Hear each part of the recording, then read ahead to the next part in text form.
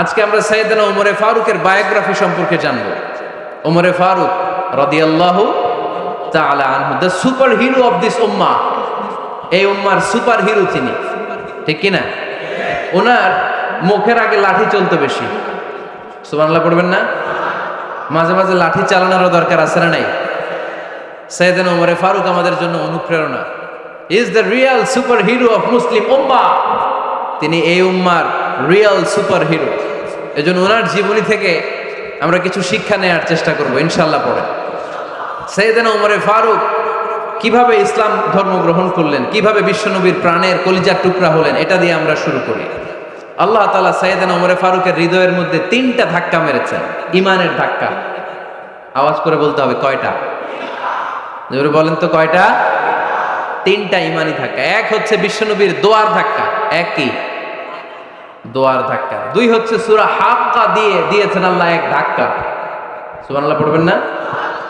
3 হচ্ছে সূরাতু তাহা দিয়ে আল্লাহ দিয়েছেন আরেকটা ধাক্কা। এই 3টা ইমানি ধাক্কা যখন সাইয়েদনা ওমরে ফারুকের হৃদয়ে লাগলো, উনি পড়তে আরম্ভ করেছেন আশহাদু আল্লা ইলাহা ইল্লাল্লাহ ওয়া আশহাদু আন্না মুহাম্মাদান আবদুহু ওয়া রাসূলুহু। চিল্লায়ে পড়েন আল্লাহু আকবার। বিশ্বনবী মক্কায় বসে বসে তাহাজ্জুদের সালাত পড়ে আল্লাহর কাছে দোয়া করলেন, আল্লাহুম্মা আইজ্জাল ইসলাম বিআহাব্বির রাজুলাইনি ইলাইক। ও আল্লাহ, 2 জন লোকের নাম বলবো, 2 জনের দরকার নেই। এই 2 জনের একজনকে আপনি ইসলামের সুশীতল ছায়া তোলে এনে ইসলামকে বিজয় দান করে দেন। মুহূর্তের মধ্যে দোয়াটা কবুল করে নিয়েছে কে? বিশ্বনবী বললেন, আল্লাহ 2 জনের নাম বলবো আজকের দোয়ায়। আবি জাহাল ইবনে হিশাম, হয়তো হিশামের বেটা আবু জাহেলকে আপনি ইসলামের ভিতরে নিয়ে আসেন, কিংবা ওমর ইবনুল খাত্তাব, খাত্তাবের বেটা ওমরকে আপনি ইসলামের ছায়া তলে নিয়ে আসেন। ওমরে ফারুকের জন্য দোয়াটা কবুল করে নিয়েছে কে? মক্কার যে অবস্থা, আল্লাহর হাবিব সাল্লাল্লাহু আলাইহি ওয়াসাল্লাম বুঝলেন মক্কার এই 2 জনের একজন যদি আমার সাথে না থাকে তাহলে মক্কায় দাওয়াতি কাজ চালিয়ে যাওয়া যাবে। আল্লাহরে বললেন, আল্লাহ বেশি চাই না, এই 2 জনের একজন, হয় আবু জাহেল নয় ওমর, হয় আবু জাহেল নয় ওমর। বিশ্বনবী যখন দোয়া করলেন, এই দোয়ার একটা ইমানি ধাক্কা, নুরানি ধাক্কা সাইয়েদনা ওমরে ফারুকের হৃদয়কে স্পর্শ করে ফেলল। দোয়া ইজ লাইক এ মিসাইল। এই যে আমরা দোয়া করি, এটা মিসাইলের মতো। যুদ্ধে মিসাইল হামলা করে না? মিসাইল হামলা করার পরে এই মিসাইল লক্ষ্য বস্তুতে যে ভেদ করে, ঠিক কিনা? তেমনি দোয়ার মতো যদি আপনি দোয়া করতে পারেন, আপনি যেই জন্য দোয়া করেছেন ঠিক ওই জায়গায় যে আপনার দোয়া স্পর্শ করে। সুবহানাল্লাহ পড়বেন না? বিশ্বনবীর দোয়ার মাধ্যমে প্রথমে সাইয়েদনা ওমরে ফারুকের হৃদয়ে এক ধাক্কা লাগলো। 2 নম্বরে রব্বুল আলামিন সূরাতুল হাক্কা দিয়ে ওমরে ফারুকের হৃদয়ের মধ্যে দিলেন এক ধাক্কা। পড়েন আল্লাহু আকবার। কোরআনের ভেতরে সূরাতুল হাক্কা নামে একটা সূরা আছে না নাই? আল হাক্কাতু মাল হাক্কা ওয়া মা আদরাকা মাল হাক্কা। পড়েন আল্লাহু আকবার। বিশ্বনবী যখন দোয়া করলেন, ওই দোয়া যখন সাইয়েদনা ওমরে ফারুকের হৃদয়ে স্পর্শ করলো, সাইয়েদনা ওমরে ফারুক সব সময় বিশ্বনবীরে ফলো করতে আরম্ভ করলেন। বিশ্বনবী ডানে গেলে লুকিয়ে লুকিয়ে ওমর ফারুক ডানে যায়, বিশ্বনবী বায়ে গেলে লুকিয়ে লুকিয়ে ওমরে ফারুক বায়ে যায়। বিশ্বনবী একবার মসজিদুল হারামে যে নামাজ পড়তে শুরু করলেন, ওমরে ফারুক তখন বিশ্বনবীর পিছু পিছু ছদ্মবেশে পেছন থেকে যে বিশ্বনবী কিভাবে নামাজ পড়ে দেখতে শুরু করলেন। বিশ্বনবী ইন দা মিন টাইম এশার নামাজে আল হাক্কাতু মাল হাক্কা তেলাওয়াত শুরু করে দিলেন। আল হাক্কাতু মাল হাক্কা তেলাওয়াত শুরু করে দিলেন। তেলাওয়াত করতে করতে বিশ্বনবী যখন তেলাওয়াত করতেছে, ওমরে ফারুক এরকম দুলতেছে আর মজা পাচ্ছে। ওমিয়া বিশ্বনবীর কণ্ঠ বুঝি আমার মতো কণ্ঠ, আপনার মতো কণ্ঠ, আহমদ বিন ইউসুফের কণ্ঠ, আব্দুল বাসিতের কণ্ঠ না? বিশ্বনবীর গলায় যে কি সুরের ঝংকার আল্লাহ দিয়েছেন, কি সুরের লহরী আল্লাহ দিয়েছেন, একবার যে শুনতো পাগল হয়ে যেত। আল্লাহু আকবার।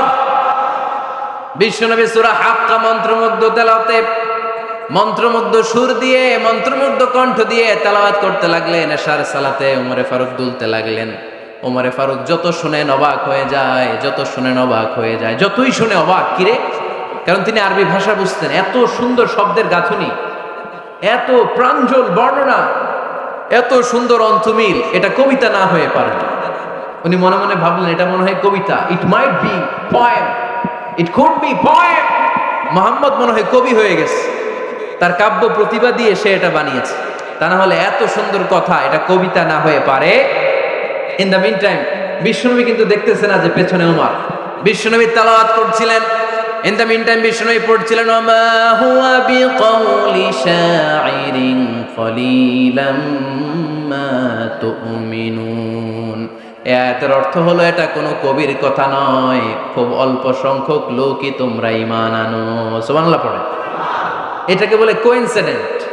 কোইন্সিডেন্ট হুট করে অনেক সময় মিলে যায়, যায় কি যায় না? আপনি একজনের কথা ভাবতেছেন, বাজারে গেলেন, বাজারে যেই দেখেন ওই লোকটা দাঁড়ায় আছে, এরকম হয় কি হয় না? কোইন্সিডেন্ট।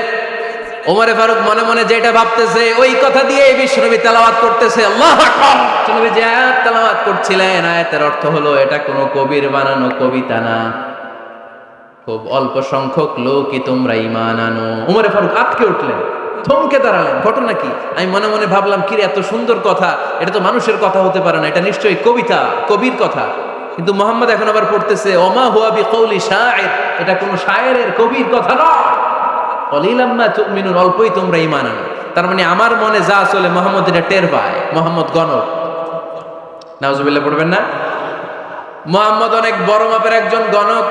মানুষের হৃদয়ে কি চলে, মনে মনে কি ভাবে, মুহাম্মদ না দেখেও বলে দিতে পারে। ইন দা মিন টাইম বিশ্বনবী পরের আয়াতে পড়লেন ওয়ালা বিকাউলি কাহিনিন কলিলাম মা তাযাক্কারুন। এই আয়াতের অর্থ হলো এটা কোনো গণকের বানানো গণনা নয়, খুব অল্প সংখ্যক লোকই তোমরা উপদেশ হিসেবে এটাকে মানো।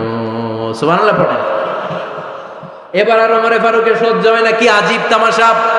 প্রথমে মনে করলাম কবিতা, মোহাম্মদ কয় কবি না, সে কবি না, এটা কবিতা না। তারপর ভাবলাম সে গণক, সে আয়াত পরে পরে বলে দিল এটা গণনা নয়, তাহলে এটা কি? এটা কি কবিতাও না, গণনাও না, তাহলে এটা কি? বিশ্বনবী তখন বললেন তানজিলুম মির রাব্বিল আলামিন। সুবহানাল্লাহ পড়েন। পরের আয়াত ছিল তানজিলুম মির রাব্বিল আলামিন। এটা দুনিয়ার কোনো কবির বানানো কবিতা না, এটা কোনো গণকের গণনা না, এটা কোনো সাহিত্যিকের বানানো সাহিত্য নয়, এটা মহাবিশ্বের পরিচালক রব্বুল আলামিনের কাছ থেকে পাঠানো কিতাব কোরআন। সূরা হাক্কার ধাক্কায় ওমরে ফারুক কাইত। প্রথমে ধাক্কাটা লাগলো যে দোয়া। বিষ্ণুবী তাহাজ্জুদে কেঁদে দোয়া করলেন, আল্লাহ হয় আবু জাহেলরে দিবা নাইলে ওমররে দিবা। ওই দোয়া ওমরে ফারুকের হৃদয়ে ছোঁয়া লেগেছে। এরপরে হাক্কা, সূরাতুল হাক্কা দিয়ে দিলে এক ধাক্কা। এই ধাক্কা খেয়ে উথাল পাথাল হৃদয়ের মধ্যে, হাই রে এ কি বাণী, এ কেমন কথা, কে মুহাম্মদ? তারপরেও শয়তানের ওয়াসওয়াসা আছে না নাই? আল্লাহ বলে যতই ওয়াসওয়াসা ওমরকে দেয়া হোক, আমি ওমরে ফারুককে মুসলিম উম্মাতের সেনাপতি বানিয়ে ছাড়বো, আমি সেনাপতি বানাবো। এবার 3 নাম্বার ডোজ। ডাক্তারের কাছে গেলে প্রথমে দেখবেন সিম্পল ডোজ দেয়, নরমাল ওষুধ, এটাতে কাজ না হলে ডোজ বাড়ায়, একেবারে কাজ না হলে অ্যান্টিবায়োটিক মারে, আছে না নাই? আল্লাহ প্রথমে দোয়ার ছোঁয়া লাগালেন, তারপর সূরা হাক্কা দিয়ে ধাক্কা মারলেন, এরপরে রব্বুল আলামিন বলেন এবার 3 নাম্বার ডোজ সূরা তহা দিয়ে আমি তোমার হৃদয়টারে উজালা বানায় দেব রে ওমর। শয়তান দিক দিয়ে ওয়াসওয়াসা, খেলা দুই দিক থেকে চলতেছে। আল্লাহ তাআলা হেদায়েতের রাস্তায় টানছে, শয়তান জাহান্নামের দিকে টানছে। ঘোষণা দেয়া হলো মক্কায়, মুহাম্মদের মাথা কেটে এনে দিলে এত এত স্বর্ণ মুদ্রা দেয়া হলো। ওমরে ফারুক রাজি হয়ে গেলেন, নাঙ্গা তলোয়ার নিয়ে বিশ্বনবীর মাথা কাটার জন্য ছুটলেন। নাউজুবিল্লাহ পড়বেন না? বনু জাহরা গোত্রের এক লোক বলে, আইনা ইয়া ওমর, কই যাও? মুহাম্মদের মাথা কাটতে যাই। আরে মুহাম্মদের মাথা কাটতে যাও?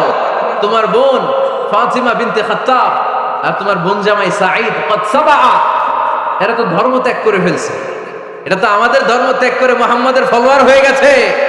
আগে ওমর ঘর সামলাও, পরে মুহাম্মদের মাথা কাটতেছে। ওমরে ফারুক অবাক হয়ে গেলেন, তলোয়ার নিয়ে বিশ্বনবীর দিকে না যে নিজের বাড়ির দিকে চলে গেলেন। বিশ্বনবীর আপন বোন ফাতিমা বিনতে খাত্তাব, বোন জামাই সাঈদ আর খাব্বাব রাদিয়াল্লাহু তাআলা আনহু 3 জন মিলে সূরা তাহা তেলাওয়াত করছিলেন। পড়েন সুবহানাল্লাহ। মক্কায় লুকিয়ে লুকিয়ে দাওয়াত হতো। খাব্বাব রাদিয়াল্লাহু তাআলা আনহু একটা চামড়ার ফলকের মধ্যে সূরা তহার কয়েকটা আয়াত এনে ওমরে ফারুকের বোন আর বোন জামাইকে শিক্ষা দিচ্ছে, ট্রেনিং দিচ্ছে। সুবহানাল্লাহ পড়েন। লুকিয়ে লুকিয়ে ওমরে ফারুক যখন ঘরে চলে আসলেন, এরা তটস্থ হয়ে গেল। সাইয়েদনা খাব্বাব বিছানার তলায় লুকিয়ে গেলেন। ওমরে ফারুক বললেন, দরজা খোলো। ফাতেমা বিনতে খাত্তাব দরজা খোলার পরে নির্মম ভাবে সাইয়েদনা ওমর রাদিয়াল্লাহু তাআলা আনহু বোনের গায়ে আঘাত শুরু করে দিল।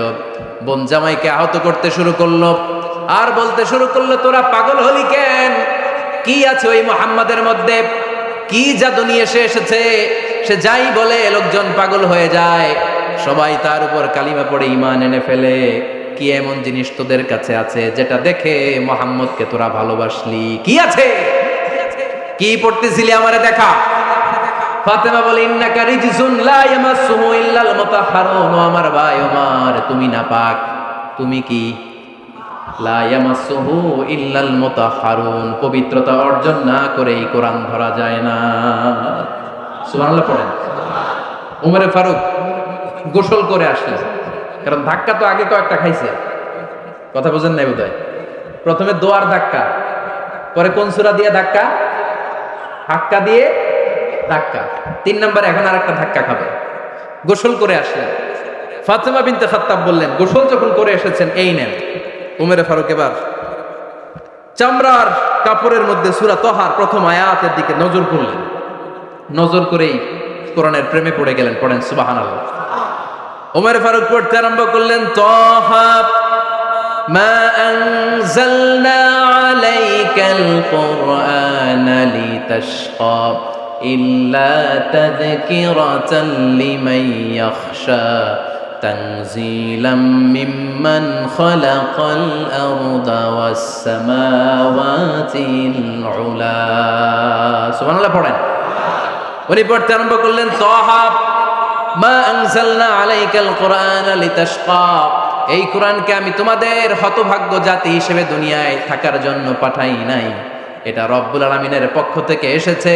যারা রবকে ভয় করে তাদের জন্য আছে উপদেশ। যিনি আকাশ বানিয়েছেন, জমিন বানিয়েছেন, ওই আল্লাহ তাআলা নিজেই এই কোরআন পাঠিয়েছে। আওয়াজ করে পড়তে হবে, আল্লাহু আকবার। উনি খুব ভালো আরবি জানতেন। সূরা তহা পড়ার পরে আর ধৈর্য ধারণ করতে পারে না।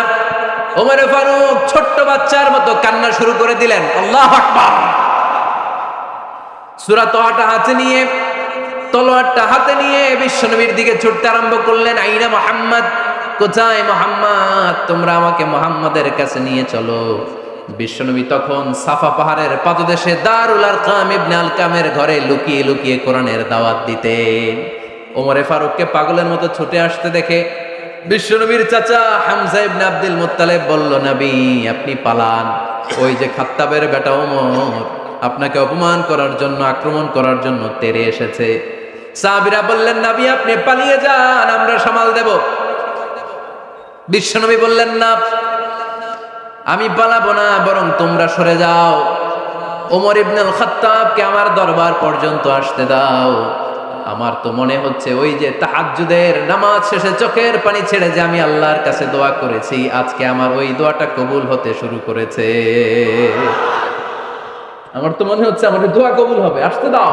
ওমর ফারুক এসে বললেন, আশহাদু আল্লা ইলাহা ইল্লাল্লাহ ওয়া আশহাদু আন্না মুহাম্মাদান আবদুহু ওয়া রাসূলুহু, আমি সাক্ষ্য দিলাম আল্লাহ ছাড়া কোনো ইলাহা নাই, নিশ্চয়ই আপনি আল্লাহর প্রেরিত বান্দা এবং রাসূল। পড়েন সুবহানাল্লাহ। ওমর ফারুক যখন কালিমা শাহাদা পড়ে মুসলমান হয়ে বিশ্বনবীর হাতে হাত রাখলেন, মুসলিম সাহাবীদের মধ্যে খুশি আর আনন্দের বন্যা বয়ে গেল। মুসলিম হাতে গোনা সাহাবারা আল্লাহর প্রশংসা করলেন। বিশ্বনবী সাইয়েদনা ওমর ফারুককে জড়িয়ে ধরলেন। ওমর ফারুক এবার বিশ্বনবীরে বললেন, নবী গো, আলাসনা আলাল হক, আমরা কি সত্যের উপরে আছি নাকি আমরা ভুলের উপরে আছি? বিশ্বনবী বললেন, বালা নাহনু আলাল হক, আমরাই সত্যের উপরে আছি। সুবহানাল্লাহ পড়ে। আলাসনা আলাল হক, নবী আমরা কি সত্যের উপরে নাই? হ্যাঁ অবশ্যই ওমর, তুমি সত্যের উপরে আছো। ওমরে ফারুক বললেন, তাহলে ফাফিমাল ইখতিফা, তাহলে লুকায় লুকায় আর দাওয়াত দেব কেন? আমি তো কালিমা পড়ে ফেলছি, আসেন আমার সাথে বের হই। ফাফিমাল ইখতিফা, আর লুকায় লুকায় কেন? আসেন আমরা বাইরে বেরোই। বিশ্বনবী বললেন, ওমর এটা মাক্কি জীবন, এখানে আমরা একটু গোপনে গোপনে দাওয়াত দিতে চাই। ওমরে ফারুক বলে, না, আমার দায়িত্ব, আমি একটা মিছিল দিতে চাই নবী। আল্লাহর নামের তাকবীর দিতে দিতে দারুল আরকাম থেকে শুরু করে মসজিদুল হারাম পর্যন্ত একটা মিছিল দিয়ে আমি মক্কা কাঁপাইয়া দেব। অনুমতি দেন। বিশ্বনবী দিতে চান। ওমর ফারুক অনেক বোঝানোর পরে স্বল্প পরিসরের একটা অনুমোদন পাওয়া গেল বিশ্বনবী সাল্লাল্লাহু আলাইহি ওয়াসাল্লামের কাছ থেকে। কিন্তু মিছিল যে দিবে, মিছিলের জন্য লোকের দরকার আছে না নাই? এখানে লোক নাই, আমি একাই মিছিল দিতেছি। এটা জমবে, মিছিল জমবে। খুঁজে উনি 11 জন মুসলিম সাহাবা পেলেন। কয়জন? ওমরে ফারুক বললেন 11 জনই সই। এই 11 জন নিয়েই আমি আল্লাহর নামের তাকবীর দেব। 2 লাইন করলেন। কয় লাইন? 2 লাইন।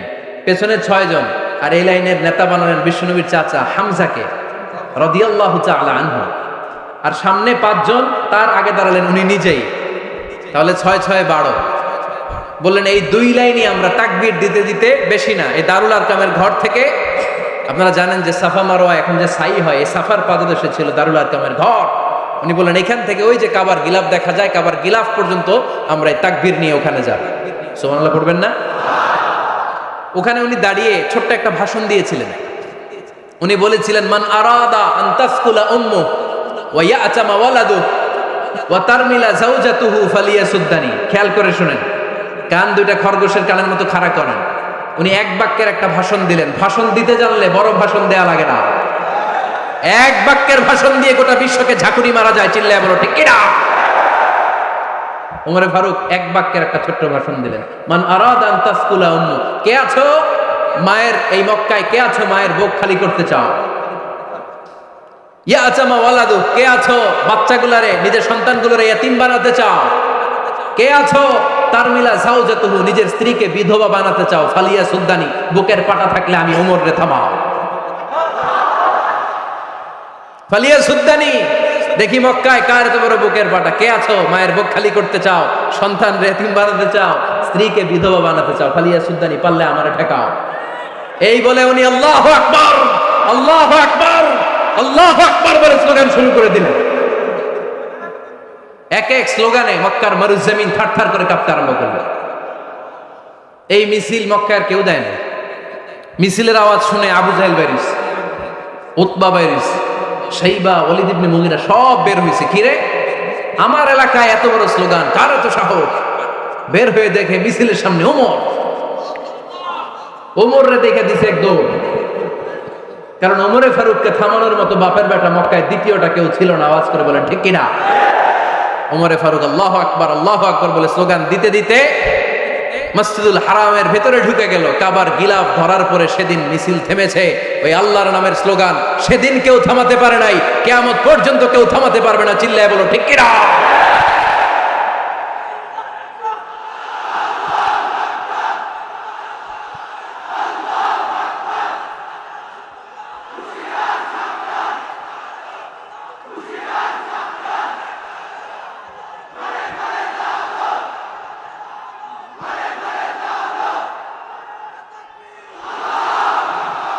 ওই রকম একটা ওমরের দরকার, আমাদের বেশি চাই না। জোরে বলেন ঠিক কিনা? দাও খোদা দাও আমায় আবার ওমর দারাজ দিল, দাও খোদা দাও আমায় আবার ওমর দারাজ দিল, দাও আলীর মতো বীর সেনানি, আলীর মতো বীর সেনানি জাগাতে নিখিল, দাও খোদা দাও আমায় আবার ওমর দারাজ দিল। সুবহানাল্লাহ পড়েন। একটা ওমর লাগবে। চিল্লায় বলেন কয়টা? ওই ওমরের অপেক্ষায় বাংলাদেশ সহ গোটা মুসলিম উম্মাহ, ঠিক কিনা? একটা ওমরই যথেষ্ট। আমাদের সেন্ট্রাল লিডারশিপ নাই তো, আমাদেরকে এদিকে লাথি মারলে আমরা ওইদিকে যাই, ওদিক থেকে গুতা মারলে আমরা এদিকে যাই। আমাদের রিপ্রেজেন্টেটিভ, আমাদের প্রতিনিধিত্ব করার মতো কোনো কেন্দ্রীয় লিডারশিপ নেতৃবৃন্দ গোটা বিশ্বে নাই, ঠিক কিনা? আমরা সেই ওমরে ফারুকের অপেক্ষায়, আমরা সেই ইমাম আল মাহাদির অপেক্ষায়। এই ওমরে ফারুক আমাদের মডেল। ঠিক কিনা?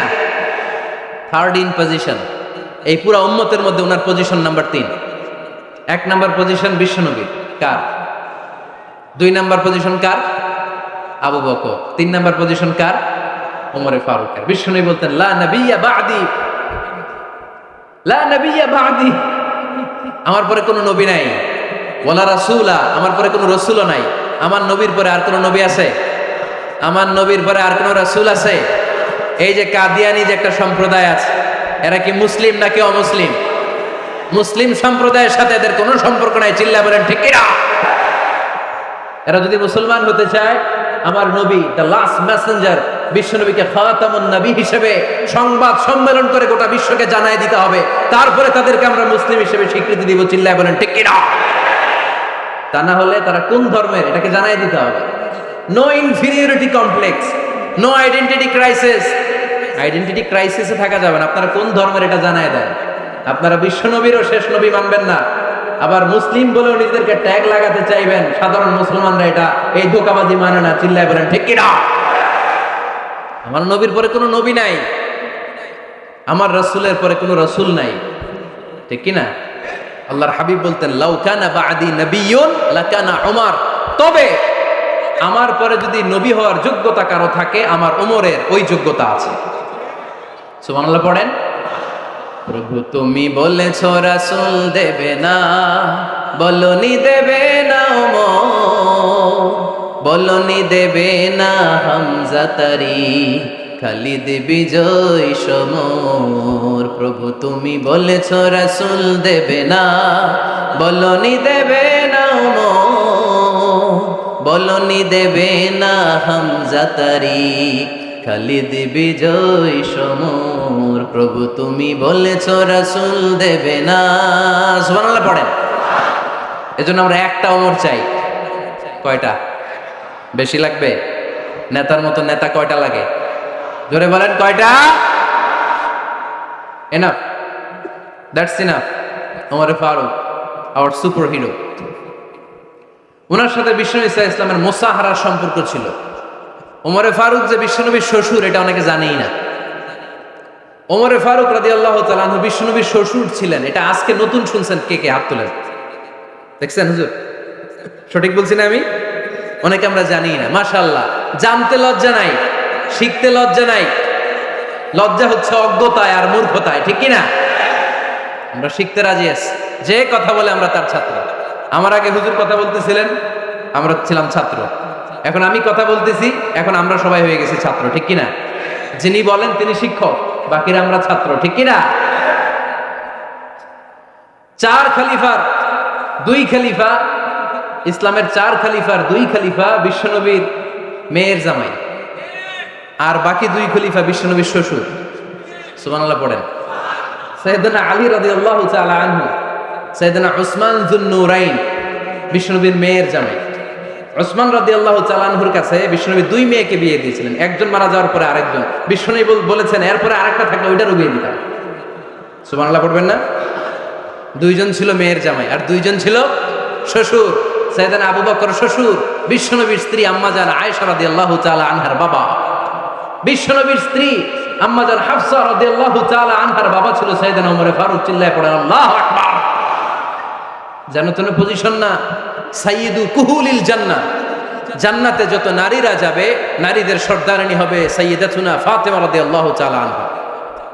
এই ফরিদপুরের যত ইয়াং স্টারেরা, তোমরা যারা জান্নাতে যাবে, তোমাদের লিডার হবে সাইয়েদনা হাসান আর হুসাইন রাদিয়াল্লাহু তাআলা আনহুমা। আর বয়স্ক মুরব্বীরা যারা জান্নাতে ঢুকবেন, আপনাদের লিডার হবে সাইয়েদনা আবু বকর আর সাইয়েদনা ওমর ফারুক রাদিয়াল্লাহু তাআলা আনহু। সুবহানাল্লাহ পড়তে পারলেন না? ওমর ফারুক এটা সাধারণ কোনো ক্যারেক্টারিস্টিক্স নয়। ওনাকে আল্লাহ তাআলা নলেজও দিয়েছেন, আবার দিনদারিও দিয়েছেন। আমার দিনী ভাইয়েরা খেয়াল রাখবেন, কোনো আলেমের মধ্যে বা কোনো নেতার মধ্যে যদি এই 2টার সমন্বয় আপনি পান, যে তার জ্ঞানও আছে আবার দিনদারিও আছে, he belongs the knowledge and he belongs the তাকওয়া, সে গোটা বিশ্বকে জয় করে ফেলবে, ঠিক কিনা? যার মধ্যে জ্ঞান আছে, যার মধ্যে তাকওয়া আছে, তারে কেউ থামায় রাখতে পারে? ওমরে ফারুককে এই 2 নেয়ামত দিয়ে ধন্য করেছে কে? সহিহ বুখারীর বর্ণনা, বিশ্বনবী সাহাবীদের সামনে একটা স্বপ্নের কথা বলছেন। বিশ্বনবী বললেন, আমি স্বপ্নে দেখলাম আমার আঙ্গুলের ফাঁকা থেকে দুধ বের হচ্ছে, আমি তৃপ্তি সহকারে দুধ খেলাম। খাওয়ার পরে দেখলাম আঙ্গুলের মধ্যে একটু দুধ লেগে আছে। আমার আঙ্গুলে অতিরিক্ত লেগে থাকা দুধটা আমি ওমরে ফারুকের মুখের মধ্যে লাগিয়ে দিলাম। সাহাবারা বললেন, ইয়া রাসূলুল্লাহ, ইয়া হাবিবাল্লাহ, মাযা আওয়ালতা বিহি, এই স্বপ্নের আপনি কি ব্যাখ্যা করলেন, আমরা তো বুঝলাম না। বিশ্বনবী বললেন, আওয়ালতু বিহি আল ইলম, আমি এই দুধ দিয়ে জ্ঞানের ব্যাখ্যা করেছি, কারণ ওমরকে আল্লাহ যেই জ্ঞান দিয়েছে গোটা বিশ্বের কাউকে এত জ্ঞান দেয় না। এজন্য স্বপ্নে যদি কেউ দেখেন যে আপনি দুধ খাচ্ছেন, তার মানে আল্লাহ তাআলা আপনার জ্ঞান বাড়ায় দিবেন। ওমরে ফারুককে দুধ খেয়ে অতিরিক্ত দুধের অংশটা বিশ্বনবী আবু বকর রাদিয়াল্লাহু তাআলা আনহুর মুখে দেন নাই, সাইয়েদনা উসমানের মুখে দেন নাই, আলী রাদিয়াল্লাহু তাআলা আনহুর মুখে দেন নাই। স্বপ্নে ওই অতিরিক্ত লেগে থাকা দুধটা বিশ্বনবী ওমরে ফারুকের ঠোঁটের মধ্যে লাগিয়ে দিয়েছেন। এই হাদিস থেকে প্রমাণ হয় আল্লাহ তাআলা জ্ঞানের নেয়ামতে সাইয়েদনা ওমরে ফারুককে ধন্য করেছেন। আবার বুখারীর বর্ণনা, বিশ্বনবী সাল্লাল্লাহু আলাইহি ওয়াসাল্লাম আরেকটা স্বপ্নের বর্ণনা দিচ্ছেন। তিনি বললেন, তোমাদের সবাইকে স্বপ্নে আমার সামনে দাঁড় করানো হলো। আমি দেখলাম তোমাদের কারো জুব্বা নাভি পর্যন্ত, কারো জুব্বা হাঁটু পর্যন্ত, কারো জুব্বা টাকনু পর্যন্ত। ওমরে ফারুককে যখন স্বপ্নে আমার সামনে দাঁড় করিয়ে দেয়া হলো, আমি দেখলাম ওমরের জুব্বা এত লম্বা, ওমর টেনে হিচড়ে তার জুব্বা নিয়ে সামনে হেঁটে যাচ্ছে। সাহাবারা বললেন, ফামাযা আওয়ালতা বিহি ইয়া রাসূলুল্লাহ, ও আল্লাহর রাসূল, এই স্বপ্ন দিয়ে আপনি কি বুঝাতে চাইলেন, আমরা কিছু বুঝলাম না।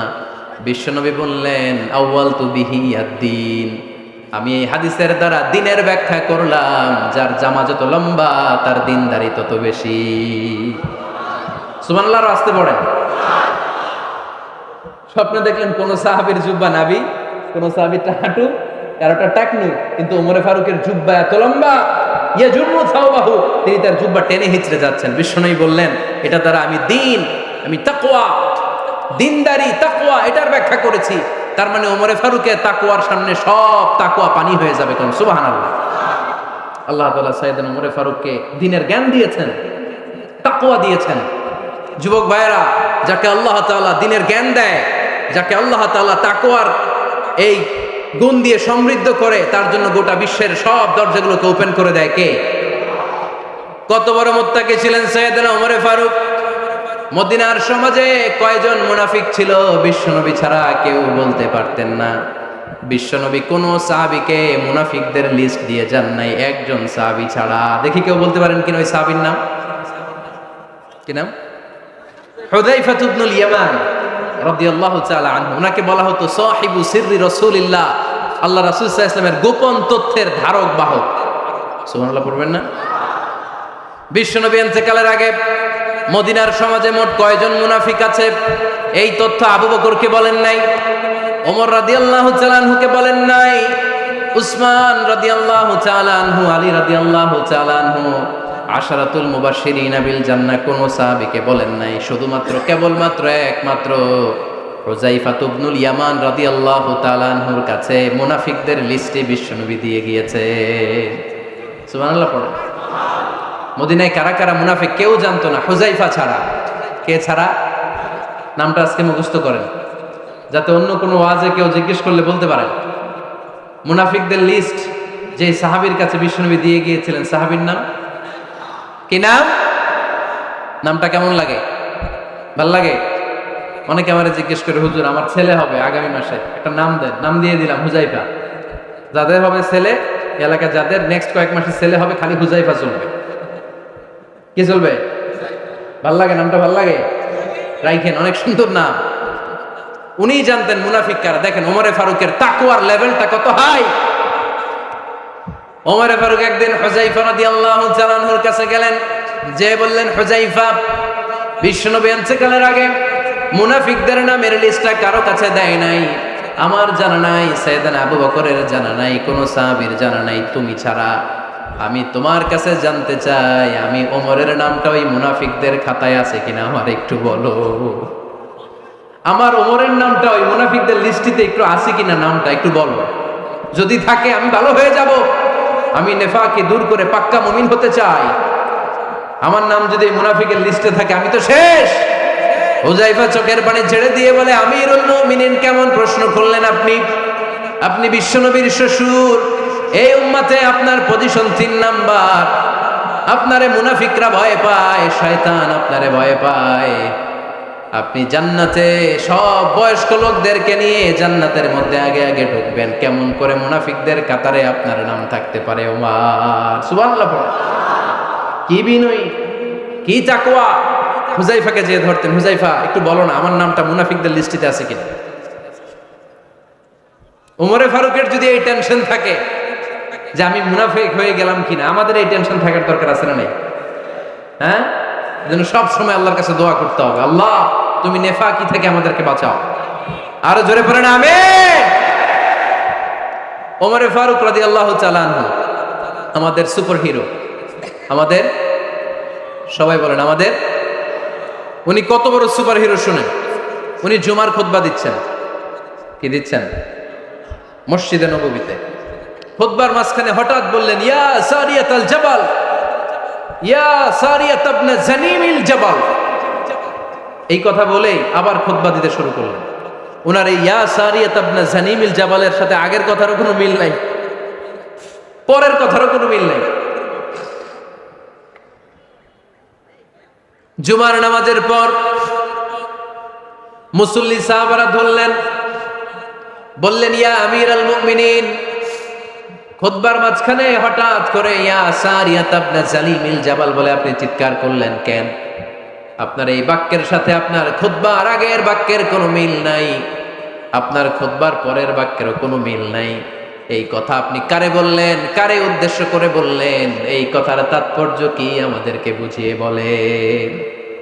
ওমরে ফারুক বললেন, আমি যখন খুতবা দিচ্ছি আমি দেখতে পেলাম ওই যে কয়েক মাস আগে আমি আমার মুসলিম সেনাবাহিনী পারস্যে আক্রমণের জন্য পাঠিয়েছি, বর্তমান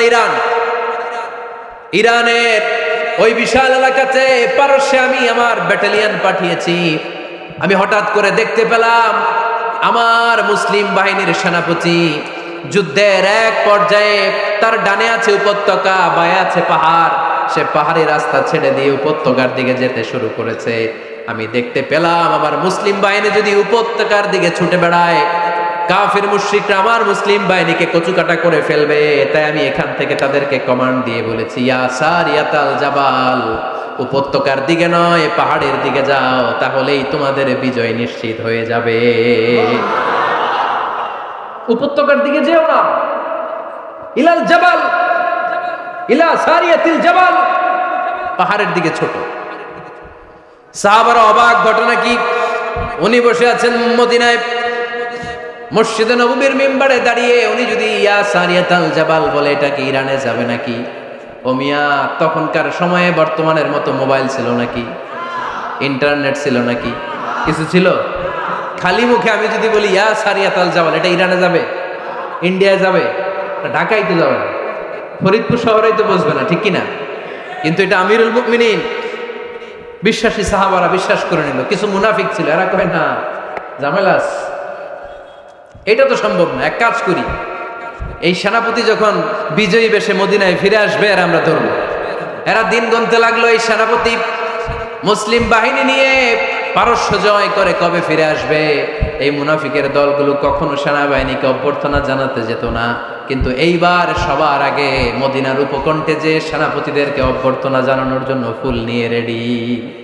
ফুল নিয়ে দাঁড়ায় সেনাপতি ঢুকার সাথে সাথে ধরছে, এই সেনাপতি কোত্থেকে আসছে? কয় পারস্য জয় করে আসছে। কয় এমন এমন দিন, জুমার দিন দুপুরবেলা যুদ্ধের মাঝখানে আমিরুল মুমিনিনের কণ্ঠের কোন কথাবার্তা শুনছো নাকি? সেনাপতি অবাক, কয় তোমরা জানলা কেমনে? শুনছি তো। সুবহানাল্লাহ পড়বেন না? আমরা যুদ্ধে একটা ভয়ঙ্কর অবস্থার মধ্যে ছিলাম, পেছন থেকে শত্রুরা আমাদেরকে আক্রমণ করতে শুরু করে দিল। ডানে যাব না বায়ে যাব, সামনে যাব নাকি পেছনে যাব, রাস্তা খুঁজে পাচ্ছি না। ডান দিকে ছিল আমাদের উপত্যকার রাস্তা, বাঁ দিকে ছিল পাহাড়ি পথ। আমরা সোজা পথ হবে মনে করে উপত্যকার দিকে ছুটতে আরম্ভ করলাম। হঠাৎ করে আমিরুল মুমিনিনের কণ্ঠ বজ্র কণ্ঠে আমার কানের মধ্যে ভেসে আসলো। আমার মনে হলো আমিরুল মুমিনিন কেমন যেন আমাকে কমান্ড দিচ্ছেন আর বলছেন, ইয়া সারিয়াতাল জাবাল, ও ডান দিকে উপত্যকার পথে নয়, তাড়াতাড়ি পাহাড়ের দিকে সৈন্যবাহিনী নিয়ে উঠে যা। পাহাড়ের দিকে, ডানে না। This is wrong track and this is the right track. ওই দিন যদি ওমরে ফারুকের ওই গাইডলাইন, আমিরুল মুমিনিনের কমান্ড যদি আমি না শুনতাম, আজকে বিজয়ের বেশে ফিরতেও পারতাম না, আমাদের চেহারাও তোমরা দেখতে পেতে না। ওমরে ফারুকের ওই কমান্ড, ওই গাইডলাইন অদৃশ্য থেকে শোনার কারণে এই পারস্যের মধ্যে আমাদেরকে সেই যুদ্ধে বিজয় দান করেছে কে? দিস ইজ ওমরে ফারুক, দিস ইজ ওমরে ফারুক। বিশ্বনবী বলছেন, ওমর, মা লাকিয়াকা শাইতানু সালিকান ফাজ্জান ইল্লা সালাকা ফাজ্জান গায়রা ফাজ্জিক। ওমর, শয়তান ইবলিস যদি তোমার কোনো রাস্তা দিয়ে হাঁটতে দেখে, শয়তান ওই রাস্তা রেখে দিয়ে অন্য রাস্তা দিয়ে হাঁটে। সুবহানাল্লাহ। বাড়িতে যাই বললেন, কে বলতেছে? বিশ্বনবী। কার ব্যাপারে? ওমরে ফারুকের ব্যাপারে। শয়তান যদি দেখে যে ওমরে ফারুক এই রাস্তা দিয়ে হাঁটতেছে, শয়তান ওই রাস্তা রেখে দিয়ে অন্য রাস্তা দিয়ে হাঁটে। সুবহানাল্লাহ পড়ে। রাত্রিবেলা আমরা আমাদের বাচ্চা ছেলে মেয়েদেরকে যখন খাওয়াই, বাচ্চারা খেতে চায় না, এরকম হয় আপনাদের ফরিদপুর এলাকায়? হ্যাঁ, এই এলাকায় হয় নাকি? খেতে চায় না বাচ্চারা, এই চকলেট দেখায়া, এই মিনা কার্টুন দেখায়া, এইটা সেইটা, এগুলো সেগুলো বলে, গল্প টল্প বলে ভুলাইয়া খাওয়ানো লাগে, তাই না? তারপরেও খায় না। আমারও ছোট মেয়ে আছে, খেতে চায় না, এইটা সেইটা এমনি সেমনি খাওয়ানো লাগে। তো শেষে না পেরে মা বাবা বলতে বাধ্য হয়, ওই যে ভূত আসতেছে, ভূত, তাড়াতাড়ি তাড়াতাড়ি খাও, নাহলে যে ভূত ধরবে তোমার। ওই যে বাঘ আসতেছে, বাঘ, তাড়াতাড়ি খাইলে নাহলে বাঘে কামড়াবে। বলি না আমরা? আপনারা কি বলেন? ভূত। আর কি বলেন? হ্যাঁ হ্যাঁ, আচ্ছা। এক এক জায়গায় এক একটা আমরা বলি, ভূত আসবে, বাঘ খাবে, ভাল্লুক খাবে, তাড়াতাড়ি খাও। মদিনাতে যখন ওমরে ফারুক আমিরুল মুমিনিন, মদিনার মায়েরাও বাচ্চাদেরকে খাওয়াতে পারতো না, ছোট্ট মেয়েদেরকে খাওয়াতে পারতো না, খাওয়া নিয়ে যন্ত্রণা করতো। বাচ্চারা যখন মদিনায় খেতে চাইতো না রাত্রিবেলায়, মদিনার মায়েরা বলতো, তাড়াতাড়ি খাও, হা হুয়া ইয়াতি উমর, হা হুয়া ইয়াতি উমর, তাড়াতাড়ি খা, নাইলে ওই যে ওমর আসতেছে, Omar. This is our super hero Sayyidina Omar Farooq রাদিয়াল্লাহু তাআলা। শুধু শয়তানই ভয় পেত না, মুনাফিকরাও ভয় পেত, জমের মতো ভয়। শুধু তাই না, আমাদের আম্মাজান বিষ্ণু ইসা ইসলামের স্ত্রীরাও ওমর ফারুককে ভয় পেতেন। সুবহানাল্লাহ কইবেন না? মাঝে মাঝে বিষ্ণু ইসা ইসলামের সাথে আম্মাজান আয়েশার ঝগড়া হতো, হতো না?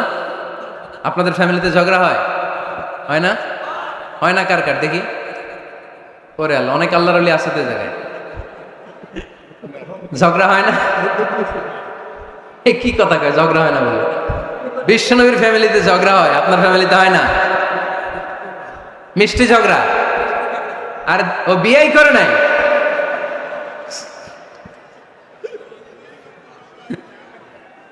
ঝগড়া তো হবেই। দাম্পত্য জীবনের মজাটাই তো এখানে, কখনো ঝগড়া, কখনো আনন্দ, একটু বৃষ্টি, একটু রোদ, একটু হাসি, একটু কান্না, ভালো লাগা, ভালোবাসা শেয়ার করে নেয়া, মিলেমিশে একাকার হয়ে যাওয়া, ঠিক কিনা? তো আল্লাহর হাবিব সাল্লাল্লাহু আলাইহি ওয়াসাল্লামের সাথে আম্মাজান আয়েশার ঝগড়া হতো।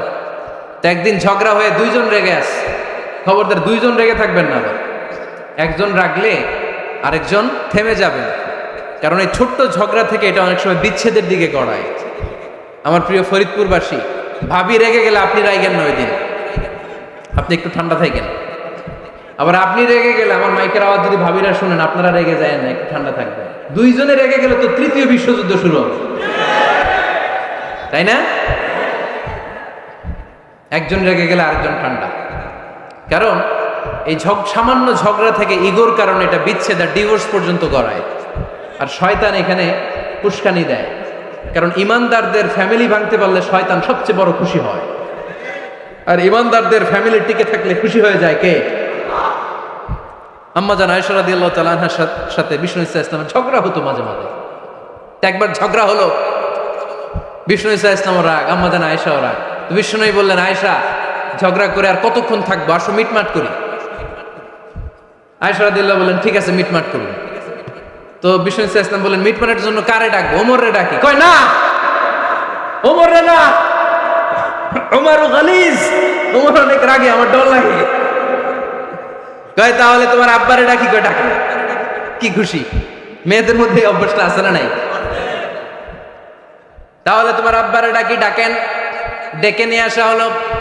আবু বকর রাদিয়াল্লাহু তাআলা আনহু দাঁড়ালেন, আম্মা জান আয়েশা দাঁড়ালেন, বিশ্বনবীও দাঁড়ালেন। বিশ্বনবী বললেন, আয়েশা তোমার আব্বা আসছে, এবার ঘটনা খুলে বলার পালা, তুমি বলবা নাকি আমি বলবো? আম্মা জান আয়েশা বললেন, আপনি বলেন, তবে ওয়ালা তাকুল ইল্লা হাক্কান, যেটা ঘটছে ওইটাই বললেন, মিথ্যা কথা কইেন না। আবু বকর রাদিয়াল্লাহু তাআলা রেগে মেগে আগুন, কি এই কথা তুমি কেমন করে বলো? বিশ্বনবীকে মিথ্যা কথা কখনো বলবে? রেগে মেগে দিলেন মেয়ের গালে এক চড়। বানিয়ে বলতেছি না, মুসনাদ আহমদ ইবনে হাম্বলের হাদিস। বাবার হাতের থাপ্পড়কে আম্মা জান আয়েশা উল্টে বললেন। সাইয়েদনা আবু বকর রাগে গড়গড় করছেন, আবার মারার জন্য তেড়ে গেলেন। এবার বাঁচার জন্য আম্মা জান আয়েশা বিশ্বনবীর পিছনে যে আশ্রয় নিলেন, বিশ্বনবী বাঁচানোর জন্য দুই হাত মেলে দাঁড়িয়ে গেলেন। পড়েন সুবহানাল্লাহ। বিশ্বনবী যখন দুই হাত মেলে দাঁড়িয়ে গেলেন, সাইয়েদনা আবু বকর রাদিয়াল্লাহু আনহু থেমে গেলেন।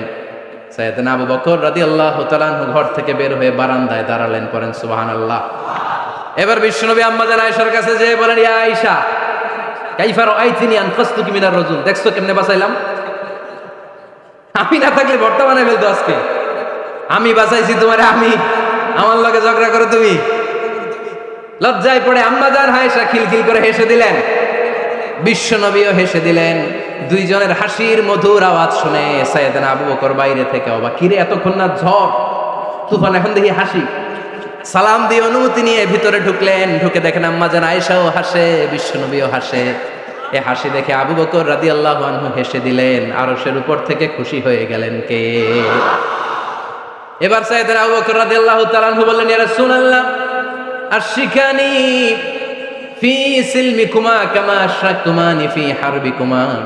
ও নবী, যুদ্ধ লাগলে, দুইজন যুদ্ধ লাগলে মীমাংসার জন্য যেমনি আমারে ডাকেন, এরকম হাসি আর আনন্দের মুহূর্তেও আমারে একটু ডাইকেন। আশরিকানি ফি সিলমিকুমা কামা আশরাকতুমানি ফি হারবিকুমা। নবী, আপনাদের মধ্যে ঝগড়া লাগলে সন্ধি করার জন্য আমারে যেমনি ডাকেন, আপনাদের হাসি খুশি আনন্দ খুনসুটি এই মজাদার মুহূর্তগুলোতে আমারে বঞ্চিত রাখেন না, আমার একটু ডাইকেন। সুবহানাল্লাহ পড়েন। এই মুসনাদে আহমদ ইবনে হাম্বলের হাদিস শোনার উদ্দেশ্য হচ্ছে, বিশ্বনবী প্রথমে ওমরে ফারুকের নাম বলেছিলেন। সাইয়েদনা আয়েশা বলে, না আমি ডরাই, হাইবাত, দিস ইজ কল্ড হাইবাত ওমর। একবার বিশ্বনবীর সব বিবিরা ধরলেন, ও নবী আমাদেরকে এটা দেন, ওইটা দেন, ঘরে এটা নাই, ওইটা নাই, ওইটা নাই। বিশ্বনবীকে, আমার কাছে কিচ্ছু নাই, যদি এমনি আমার বউ হয়ে থাকতে চাও থাকো, তাহলে যা, তা না হলে যা লাগবে কিনে দেবো, সাথে সাথে তালাকও দিয়ে দিব। কিছু দিতে পারবো না, আমার নাই তো, সামর্থ্য নাই। কিন্তু বিবিরাও ছাড়া না, এটা দেন ওইটা দেন। বিশ্বনবী রহমতের নবী, বিবিদেরকে বুঝাতেও পারেন না। বিবিরা আবদার করতেছে, নবী এটা লাগবে, ওইটা লাগবে। ইন দ্য মিন টাইম বিশ্বনবী একজনের সালাম শুনতে পেলেন। কে যেন দরজায় দাঁড়িয়ে বলতেছে, আসসালামু আলাইকুম। বিশ্বনবী দরজার দিকে তাকালেন, তাকিয়ে বললেন, ওয়া আলাইকুম আসসালাম। আর বুঝতে পারলেন এটা আমার ওমরের সালাম। সালাম দেওয়ার পরে বিবিদের দিকে তাকায় দেখে একজন বিবিও নাই, সব অন্দর মহলের ভিতরে দৌড়। সুবহানাল্লাহ পড়তে পারলেন না? This is our super hero Omar. এরকম ওমর একটা লাগবে, চিল্লায় বলেন কয়টা? একটা ওমর গোটা বিশ্বকে সোজা করে দিবে। একটা ওমর সবল আর দুর্বলের সব পার্থক্য দূর করে দিবে। মাজলুমের উপর জালিমের অত্যাচারের অবসান ঘটায় দিবে। গোটা বিশ্বটাকে সাম্য, মৈত্রী, ভালোবাসার ইনসাফ দিয়ে পরিপূর্ণ করে দিবে। সেই উমরের অপেক্ষায় আমরা। নিজের ছেলেকে 80টা বেত মেরেছেন। কয়টা? 80টা বেত মেরেছে। এই ব্যাপারে অনেকগুলো বর্ণনা পাওয়া যায়। সবচেয়ে সহিহ বর্ণনা হচ্ছে মুয়াত্তা ইমাম মালিকের বর্ণনা। ওমরে ফারুক রাদিয়াল্লাহু তাআলা আনহুর ছেলে আব্দুর রহমান মারুফুন বিআবি শাহমা ছিলেন মিশরে। ওখানে নাবিজ খেয়েছিলেন। নাবিজ হচ্ছে আরব দেশের লোকেরা দুধের মধ্যে শক্ত খুরমা রাত্রেবেলা ঢেলে দিত। ঢেলে দিলে সারা রাত ওই খুরমার রসটা দুধের সাথে মিশে দুধটা লাল হয়ে যেত। এটারে সকালবেলা খেত, খুব সুস্বাদু, এটাকে বলে নাবিজ। কিন্তু এটা রাতে ভিজাইলে সকালেই খাইতে হয়, রেখে দিলে আবার একটু সমস্যা হয়। এটা অনেকটা তারির মতো হয়ে যায়, মাতলামি চলে আসে। তো ওমরে ফারুকের ছেলে নাবিজ খেয়েছেন, মদ খাননি, নাবিজ। কিন্তু নাবিজ খাওয়াতে সাকরান চলে এসেছে। সাকরান চলে আসাতে এটা যখন প্রমাণিত হয়েছে, আমর ইবনুল আস রাদিয়াল্লাহু তাআলা আনহু নাকি 80 বেত মেরেছেন মিশরে। কয় বেত? নিয়ম হচ্ছে সবার সামনে, কিন্তু সবার সামনে না মেরে একটু গোপনে মেরেছে। এই তথ্য যখন ওমরে ফারুকের কাছে এসেছে, উনি বললেন না, মারতে হবে সবার সামনে, আলাদা মাল্লা কেন? ও মদিনায় ফিরে আসলে আমি আবার 80টা মারব। মদিনায় ফিরে আসার পরে সাইয়েদনা ওমরে ফারুক ওই আগের 80টারে আর ধরেন নাই, নিজ হাতে আবার 80টা বেত মেরেছেন। এই বেত মারার 1 মাস পরে এই আবু শাহমা ইন্তেকাল করেছে। অনেক ঐতিহাসিক বলে এই বেতের আঘাতে মরেছে, কেউ কেউ বলেছে নিজের রোগের কারণে মরেছে। কিন্তু দিস ইজ দ্য ইনসাফ সিস্টেম অফ উমর। নিজের ছেলে বলে ছেড়ে দেয় নাই।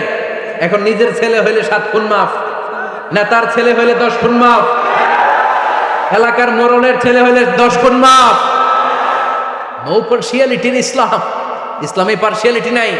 আপনি নেতার ছেলে হন, আপনি বিজনেস ম্যাগনেটের ছেলে হন, আপনি যেই হন না কেন, ইসলামের দৃষ্টিতে সবাই সমান। চিল্লায় বলেন ঠিক কিনা? বানু মখজুমিয়া গোত্রের এক নারী চুরিতে ধরা পড়ল। সাহাবারা বললেন, নবী, মদিনার সবচেয়ে ভ্যারি প্রেস্টিজিয়াস এন্ড ডিগনিফাইড ফ্যামিলির মেয়ে, আপনি হাত কাইটেন না, কারণ ইসলামের নিয়ম চুরি করলে কি কেটে দাও? বিশ্বনবী বললেন, বলো কি? হাত না কাটার জন্য তোমরা আমাকে রেকমেন্ড করছো? এটা আল্লাহর আইন। পৃথিবীর কেউ রেকমেন্ড করলো শোনার ক্ষমতা আমার নাই, কারণ আইনটা দিয়েছে কে? লাউ কানাত ফাতিমাতু বিনতি মুহাম্মাদিন সারাকাত লাকাতা মুহাম্মাদুন ইয়াদাহা। আরে বনু মাকসুমিয়া মেয়ে তো দূরের কথা, আমার কলিজার টুকরা ফাতেমাও যদি আজ চুরিতে ধরা পড়তো, তার হাত কেটে দিতে আমি 1 মিনিটও দেরি করতাম না। দিস ইজ ইসলাম। এই হচ্ছে ওমরে ফারুকের মানাকিব। এরকম ওমরে ফারুক কয়টা লাগবে? আওয়াজ করে বলতে হবে, কয়টা লাগবে? একটা লাগবে। এই সাইয়েদনা ওমরে ফারুক মদিনার প্রথম চিফ জাস্টিস ছিলেন। সর্বপ্রথম উনার পরামর্শে সাইয়েদনা আবু বকর রাদিয়াল্লাহু তাআলা আনহু কোরআনকে সংকলন করেছেন। আমরা এই যে কোরআন পড়ি 30 পারা, এমদাদিয়া লাইব্রেরির 114টা সূরা, কত সুন্দর সন্নিবেশ করা হয়েছে, এখানে সাজানো হয়েছে। আল্লাহর হাবিব সাল্লাল্লাহু আলাইহি ওয়াসাল্লামের সময় কি এরকম কোরআন ছিল নাকি? ছিল? খেজুর পাতার মধ্যে, গাছের বাকুলের মধ্যে, ওটের বড় হাড্ডির মধ্যে আর পাথরের মধ্যে খোদাই করা কোরআন ছিল। সাইয়েদনা আবু বকরের সময় রাদিয়াল্লাহু তাআলা আনহুর সময় যুদ্ধ হলো, 70 জন হাফেজ সাহাবী ইন্তেকাল করলেন। সাইয়েদনা আবু বকর রাদিয়াল্লাহু তাআলা আনহুকে ডেকে ওমরে ফারুক বললেন, ও আবু বকর, এইভাবে হাফেজে কোরআন সাহাবীরা যদি দুনিয়া থেকে বিদায় হয়ে যায়, আল্লাহর কোরআনও তো বিদায় হয়ে যাবে।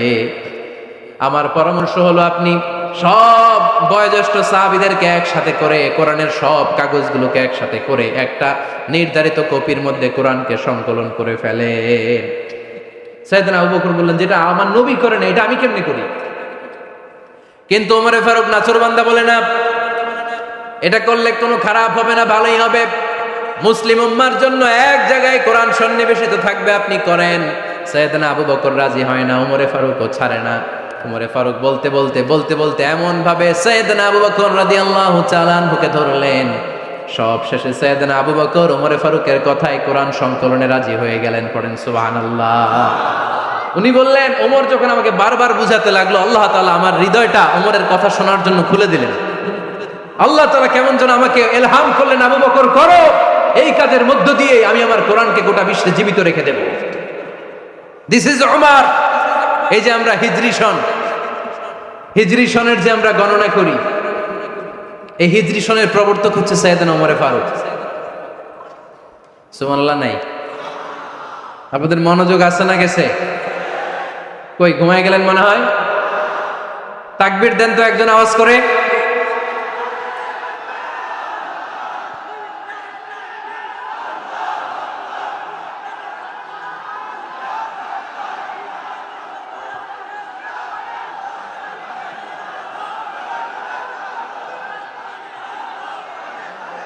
মাশাআল্লাহ, মাশাআল্লাহ। বসেন বসেন, এখনই শেষ করে দেব কিছু সময়ের মধ্যে। আমরা একসাথে বিদায় নেব ইনশাআল্লাহ। ওঠা বসা করবেন না, ওঠা বসা করবেন না, বসেন। সাইয়েদনা ওমরে ফারুক এই হিজরি সনের গণনা শুরু করেছেন। সাহাবারা বলল, আমিরুল মুমিনিন, খ্রিস্টানদের ঈসাই সন আছে, আমাদের মুসলমানদের কোনো সন নাই। আমাদের একটা সন থাকলে আমাদের জিজিয়া নিতে, আমাদের যাকাতের টাকা উত্তোলন করতে অনেক সুবিধা হবে। ওমর ফারুক বললেন, তাহলে কোন সালকে হিজরি, কোন সালকে মুসলিম সাল হিসেবে আমরা ঘোষণা দিতে পারি? একজন বলল, আমার নবী যেই সালে জন্মগ্রহণ করেছেন ওই সালে। ওমর ফারুক বললেন, না, আমার নবীর জন্ম আমাদের জন্য খুশির দিন, কিন্তু এটা আমাদের জন্য প্রেরণা নয়। প্রেরণা নবীর কাজে, ঠিক কিনা? আরো কিছু সাহাবারা বলল, তাহলে যেই সালে আমার নবী ইন্তেকাল করেছে ওইটারে প্রথম সাল ধরেন। ওমরে ফারুক বললেন, না, যেদিন তিনি ইন্তেকাল করেছেন এটা আমাদের দুঃখের দিন, এটা আমাদের প্রেরণা নয়। আমাদের প্রেরণা হচ্ছে বিশ্বনবীর ত্যাগ, তিতিক্ষা আর কাজের মধ্য দিয়ে। জোরে কোন ঠিক কিনা?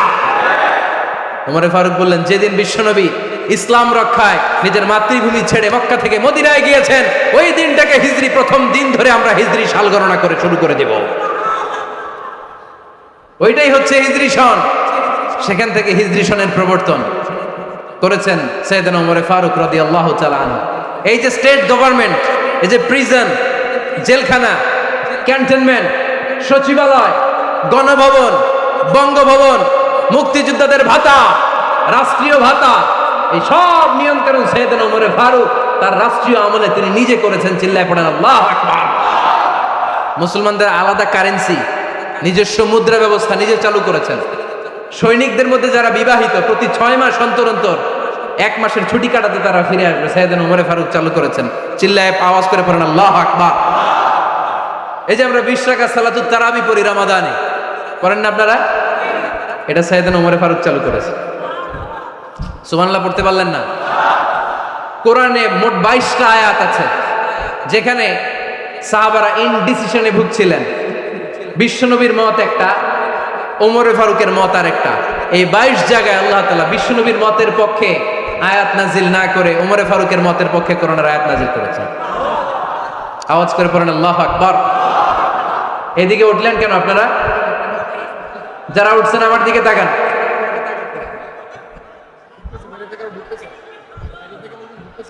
কিছু ভিতরে ঢুকতেছে, কিছু বাইরেতেছে না?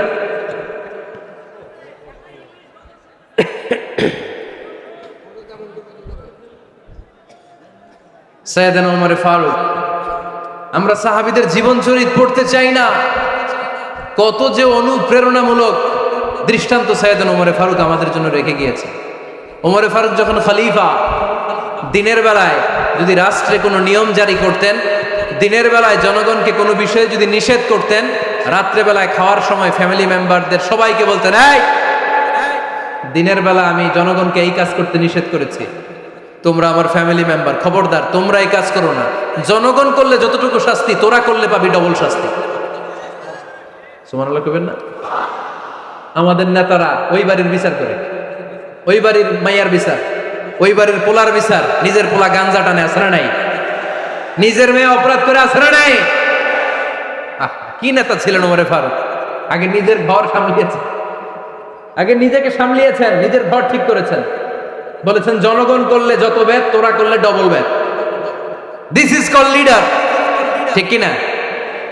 এক বাবা এসে বললেন, ওমর ফারুক আমার ছেলে কথা শোনে না, বেয়াদব। ওমর ফারুক ছেলেরে ডাকলেন, বাবা তুমি তোমার আব্বাজানের কথা শোনো না, এটা তো কবিরা গুনাহ। ছেলে বলে, ওমর ফারুক সব দায় দায়িত্ব আল্লাহ ছেলে মেয়েদেরকে দিয়েছে, বাবা মাকে কোনো দায়িত্ব দেয়নি। ওমর ফারুক বললেন, অবশ্যই দায়িত্ব দিয়েছে। তাহলে বলেন আমার বাবার দায়িত্ব কি? উনি বললেন, প্রাইমারিলি প্রথমত 3 দায়িত্ব। আইয়ান চাকিয়া উম্মা, পৃথিবীর প্রতিটি বাবার উচিত ছেলেদের মেয়েদের জন্য ভালো মায়ের ব্যবস্থা করা। 2 নম্বরে আইয়ুহসিনা ইসমা, সুন্দর তার একটা নাম রেখে দেয়া। 3 নম্বর ইউআল্লিমাহুল কিতাব, তার আল্লাহর কিতাব শিক্ষা দেওয়া। এবার ছেলেকে আমার আব্বা 3টার একটাও করে নাই। এবার ওমর ফারুক রেগে গেলেন, বাবার কাঁধে ধরলেন, বললেন তুই ছেলের জন্য বিচার নিয়ে আসলি, তোর 3টা দায়িত্বের একটাও তুই পালন করিস নাই। ছেলে বলে, আমিরুল মুমিনিন, আমার মা নর্তকী, আমার মা মাজুসি, আমার মায়ের মধ্যে কোনো আদব কাদব নাই, সুন্দরী দেখে আমার মারে বাবা বিয়ে করছে, আমার মায়ের কাছ থেকে জীবনে কিছু শিখি নাই। 2 নাম্বার সাম্মানি খানফাসা, আমার বাবা আমার নাম রেখেছে চামচিকা। কি নাম রাখছে? এটা নাম হইলো একটা, এরকম উল্টাপাল্টা নাম আছে না? নাই না, এগুলো রাখবেন না। আব্দুল্লাহ রাখবেন, আব্দুর রহমান রাখবেন। আরেকটা কি বলছি আজকে? হুযায়ফা রেখে দিয়ে পারবেন? ওয়ালাম ইউআল্লিমনি হারফাম মিন কিতাবিল্লাহ, আমিরুল মুমিনিন। শুধু তাই না, আল্লাহর কোরআনের একটা অক্ষর আমার বাবা কোনোদিন আমারে শিক্ষা দেয় নাই। ওমর ফারুক রেগে গেলেন, এবার বাপের কান্দে ধইরা মারতে শুরু করলেন। তুই পোলার নামে বিচার নিয়ে আইছিস, তোরে মার দিব আগে। এরকম নেতার দরকার আছে না নাই? মদিনায় এক লোক তার বউরে রাগের চোটে 100 তালাক দিয়ে দিস। কয় তালাক? দেয়ার নিয়ম কয়টা? দিছে কয়টা? এবার স্ত্রী কাঁদতে কাঁদতে এসে বলে, আমিরুল মুমিনিন দেখেন, আমার স্বামী আমারে রেগে মেগে 100 টাকা দিচ্ছে। ওমর ফারুক বললেন, দইরা নিয়ে এটারে। নিয়ে আসা হলো। ওমর ফারুক বললেন, কয়টা তালাক দিয়েছো? কয় 100টা। কেন দিছো? কয় মাথা গরম আছিল। এরকম আছে না? তালাক দেওয়ার সময় সব তালাক, তুই তালাক, তোর মা তালাক, তোর বোন তালাক, সব তালাক। তালাক দিবে ওয়াইফ রে, দিতেছে সবাই রে। তো ওমর ফারুক বললেন, দিবে 3টা, 100টা দিলা কেন? কয় মেজাজ গরম ছিল। কয় দাঁড়া, আত-তালাকু মিন শাআইরিল্লাহ, তালাক হচ্ছে আল্লাহর দেয়া বিধানের একটা নিদর্শন। এটা নিয়ে তুই খামখেয়ালি করলি? আমার রায় শোন। আমার রায় হচ্ছে 3 তালাকে তোর বউ তালাক, বাকি 97 তালাক তোর পিঠের উপরে পড়বে। এরকম বিচারের দরকার আছে না নাই? এরকম দৃষ্টান্তমূলক বিচার যদি বাংলার জমিনে দেয়া হতো, আর কোন নারী ধর্ষিতা হতো, আর কোন নারীকে অ্যাসিড মারা হতো, আর কোন নারী যৌতুকের জন্য কান্না করত, একটা আমল লাগবে, বেশি না। কয়টা লাগবে? তিনি গভর্নর সিস্টেম চালু করেছিলেন, governor system, Islamic state. Bahrain, Yemen, মিসর, কুফা, বসরা, মক্কা, মদিনা, এই 7 জায়গায় 7 জন গভর্নর পাঠিয়েছেন। তাদের থেকে তথ্য নিতেন। এই গভর্নর সিস্টেম উনি বানিয়েছেন। সাইয়েদনা আমর ইবনে আল-আস রাদিয়াল্লাহু তাআলা আনহুকে পাঠিয়েছেন মিশরে। মিশরে একটা দৌড় প্রতিযোগিতা হতো। ওই দৌড় প্রতিযোগিতায় আমর ইবনে আল-আস রাদিয়াল্লাহু তাআলা আনহুর ছেলে অংশগ্রহণ করেছে। কিন্তু এক মিশরি ওই দৌড় প্রতিযোগিতায় চ্যাম্পিয়ন হয়ে গেছে। রানার্স আপ হয়েছে আমর ইবনে আল-আসের ছেলে। এবার মিশরি ফার্স্ট আর গভর্নরের ছেলে সেকেন্ড। রাগের চোটে আমর ইবনে আল-আসের ছেলে ওই মিশরির মাথার মধ্যে কয়েকটা বাড়ি মেরেছে। মিশরি বলে, আমার মাল্লা কেন? তুমি খেলায় পারো না, আমারে মাল্লা কেন?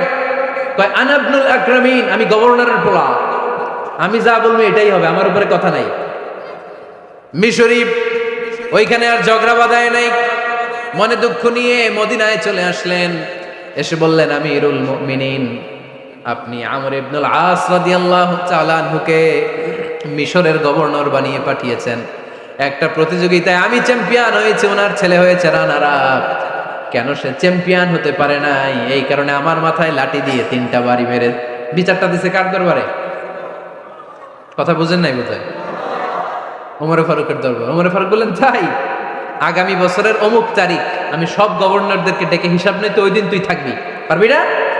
মিশরে বলে, পারবো মানে অবশ্যই পারবো।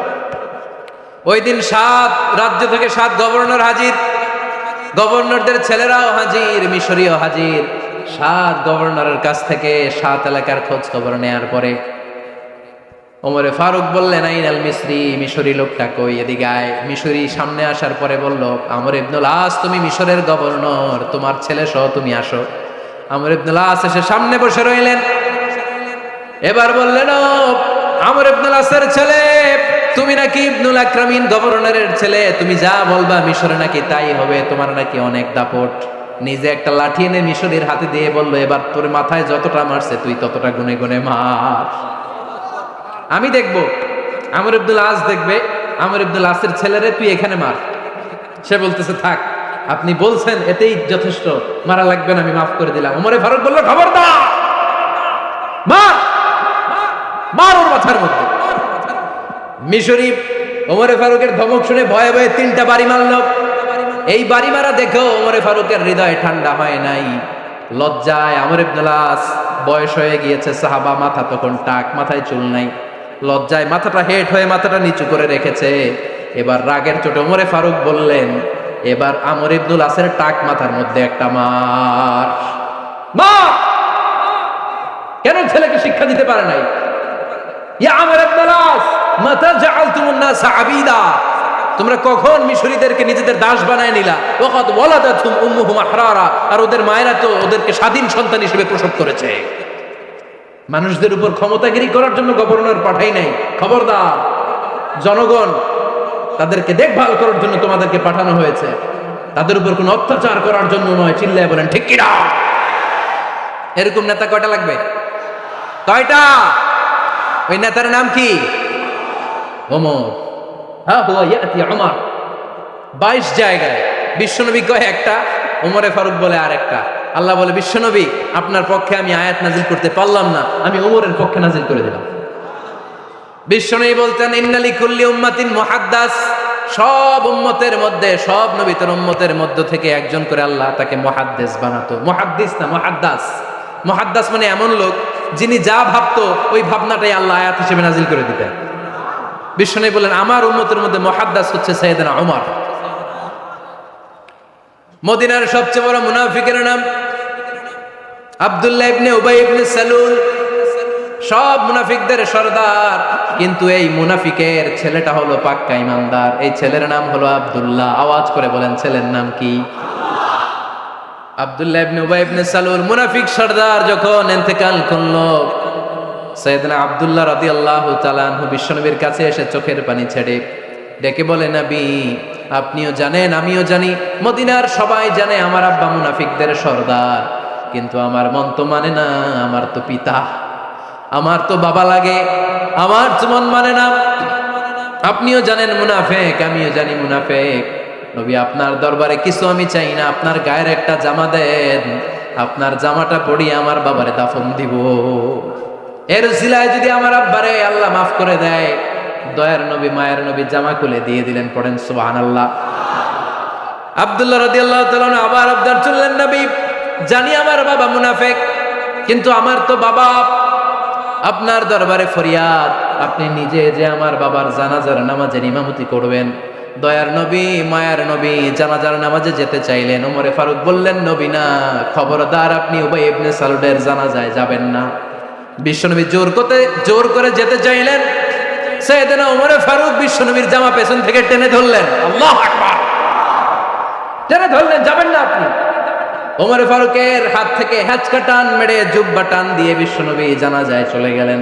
রব্বুল আলামিন আয়াত নাজিল করলেন, ইস্তাগফির লাহুম আও লা তাস্তাগফির লাহুম ওয়া ইন তাস্তাগফির লাহুম ৭০ মাররাতান ফালান ইয়াগফিরাল্লাহু লাহুম। নবী গো, একবার নয়, দুইবার নয়, ৭০ বারও যদি এই মুনাফিকের জন্য আপনি ক্ষমা চান, তার জন্য ক্ষমা নাই, তার জন্য আছে জাহান্নাম। ওয়ালা তাকুম, আপনি যাবেন না আলা কবরি, কখনো তাদের জানাজায় যাবেন না। এই যে একটা ভুল করে ফেলছেন, এটা এইবারই শেষ, এরপরে আর যাবেন না। সাইয়েদনা ওমর ফারুকের পক্ষে আল্লাহ তাআলা কোরআনের আয়াত নাযিল করে দিলেন। চিল্লায় পড়েন আল্লাহু আকবার। এভাবে 22টা জায়গায় ওমর ফারুক যা বলেছে, এটা নিয়ে একটা আলাদা আলোচনা হইতে হবে, আলাদা একটা আলোচনা লাগবে যে 22টা আয়াতে আল্লাহ তাআলা বিষ্ণুবীর পক্ষে কোরআনের আয়াত নাযিল না করে সাইয়েদনা ওমর ফারুকের পক্ষে আয়াত নাযিল করেছেন। চিল্লায় পড়েন সুবহানাল্লাহ। ওই ওমর ফারুককে আমাদের মডেল বানানোর দরকার আছে না নাই? ওই ওমর ফারুকের জীবনী আমাদের ছেলে মেয়েদেরকে পড়ানোর দরকার আছে না নাই? আমাদের ভবিষ্যৎ প্রজন্ম এগুলো জানে না। ওরা সালমান খান দেখে বড় হয়, ওরা শাহরুখ খান দেখে বড় হয়, ওরা ঋত্বিক রোশনকে দেখে বড় হয়। ওরা মনে করে যে এরাই বড় সুপার হিরো। আমাদের যে কত বড় সুপার হিরো আছে এরা জানেই না। নতুন প্রজন্মের কর্ণকোহরে সাইয়েদনা ওমর ফারুকের ইতিহাস পৌঁছে দেওয়ার দরকার আছে না নাই? ওমর ফারুকের ইন্তেকালের ঘটনাটা বলেই আমরা মোনাজাতের দিকে যাব। শুনবেন? শুনতে চান? উনি স্বপ্নে দেখলেন একটা লাল মোরগ ওনাকে 3টা ঠোকর মেরেছে। কয়টা? উনি জুমার নামাজে, জিলহজ মাসের শেষ সপ্তাহে জুমার নামাজে বললেন যে একটা লাল মোরগ 3টা ঠোকর মেরেছে। মুগীরা ইবনে শুবা রাদিয়াল্লাহু তাআলা আনহুর দাস আবু লুলু আল মাজুসি, এই লোকটা খঞ্জর বানাতে পারত। মুগীরা রাদিয়াল্লাহু তাআলা আনহুর দাস। মুগীরা প্রতিদিন 4 দিরহাম করে চার্জ করত, যেহেতু দাস। সে এসে বিচার দিল, আমিরুল মুমিনিন, মুগীরা আমার থেকে বেশি টাকা চায়, জুলুম করে। ওমর ফারুক বললেন, তাই?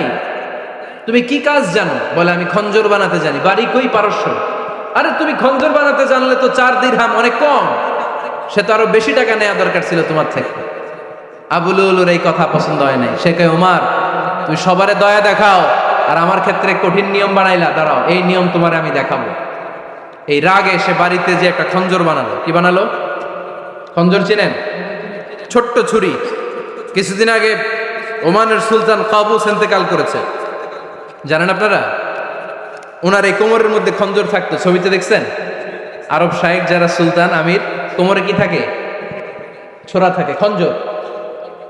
সে বাসায় যে একটা খঞ্জর বানালো, যেই খঞ্জরের 2 মাথা, লাহু রাসান ওয়া মাকবাদাতুহু ফি ওয়াসাতি, আর ধরার হ্যান্ডেলটা মাঝখানে, এদিকেও ছুরি এদিকেও ছুরি, যাতে এইভাবে মারা যায়। সে ধার দিতে লাগলো আর বললো, ওমর দাঁড়াও, তোমার আমি দেখাবো। ওমর ফারুক মসজিদে নববীর ইমাম, ফজরের নামাজের সময় এ আবু লুলু আল মাজুসি বুরনুস পরে, চাদর পরে,